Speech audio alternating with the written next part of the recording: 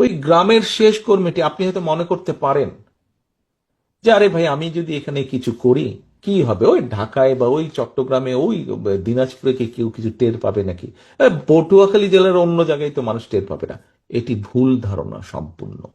আপনার এই ধারণাটা ভুল। আজকে আপনি যদি এলাকায় এমন একটি কোনো কাজ করেন যেই কাজটি মানুষ পছন্দ করে না, এটির এফেক্ট আপনি নয়, এখানে উপস্থিত প্রত্যেকটা নেতাকর্মীকে এটির নেগেটিভ এফেক্ট অর্থাৎ এটির খারাপ প্রতিক্রিয়া ভোগ করতে হবে।